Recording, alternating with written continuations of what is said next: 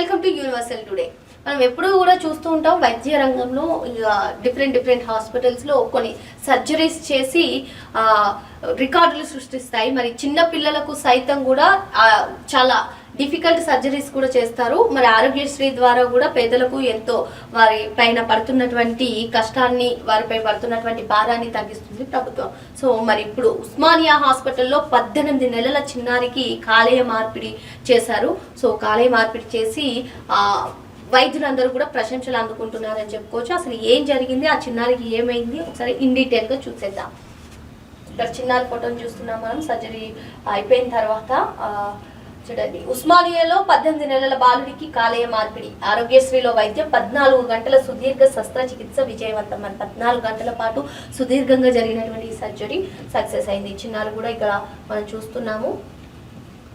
ఉస్మానియా వైద్యులు 18 నెలల బాలుడికి విజయవంతంగా కాలేయ మార్పిడి చేశారు. 10 కిలోల బరువున్న చిన్నారికి 240 గ్రాముల లివర్ ను విజయవంతంగా అమర్చారు. మొత్తానికి 10 కిలోల బరువున్నటువంటి 18 నెలల చిన్నారికి 240 గ్రాముల లివర్ ని విజయవంతంగా అమర్చారు. కార్పొరేట్ ఆసుపత్రుల్లో 60 లక్షల పైచిలుకు ఖర్చుతో కూడుకున్న ఈ శస్త్రచికిత్సను ఆరోగ్యశ్రీ పథకం ద్వారా పూర్తి చేశారు. మనకు తెలిసిందే ఆ కార్పొరేట్ హాస్పిటల్స్ లో ఏ విధంగా ఉంటుందో. మరి 60 లక్షల రూపాయలు ఉన్నటువంటి ఈ సర్జరీకి కార్పొరేట్ హాస్పిటల్స్ లో అయితే 60 lakhs వరకు అవుతుంది. మరి ఆ 60 lakhs వరకు అవుతున్నటువంటి సర్జరీని ఉస్మానియా ఆసుపత్రిలో ఆరోగ్యశ్రీ ద్వారా సక్సెస్ఫుల్ గా ఈ సర్జరీని కంప్లీట్ చేశారు. ఆసుపత్రి వర్గాల కథనం ప్రకారం హైదరాబాద్ రాజేంద్ర నగర్ లోని ఊడంగడ్డ ప్రాంతానికి చెందిన ఎండి ఇర్ఫాన్, సాజియా దంపతుల కుమారుడు ఇర్ఫాన్ వృత్తిరీత్యా ఫ్లవర్ డెకరేషన్ బాయ్. అఫాన్ ఇటీవల తరచూ స్పృహ కోల్పోవడంతో తల్లిదండ్రులు స్థానిక వైద్యుల సలహా మేరకు ఉస్మానియాకు తీసుకెళ్లారు. అక్కడ సర్జికల్ గ్యాస్ట్రో ఎంటరాలజీ విభాగాధిపతి మధుసూదన్ బాలుడికి పలు వైద్య పరీక్షలు నిర్వహించగా కాలేయవాపుతో పాటు ప్రాణాంతక వ్యాధుల బారిన పడే ప్రమాదం ఉందని గుర్తించారు. అఫాన్ కు కాలేయ మార్పిడి చేయాలని నిర్ణయించారు. ఏప్రిల్ 28న తండ్రి ఇర్ఫాన్ కాలేయం నుంచి కొంత భాగాన్ని సేకరించిన వైద్యులు బాలుడికి అమర్చారు. శస్త్రచికిత్స విజయం కావడంతో ఆ చిన్నారి కోలుకుంటున్నాడు. దాదాపు 14 గంటల పాటు వైద్య బృందం ఈ సర్జరీ కోసం శ్రమించింది.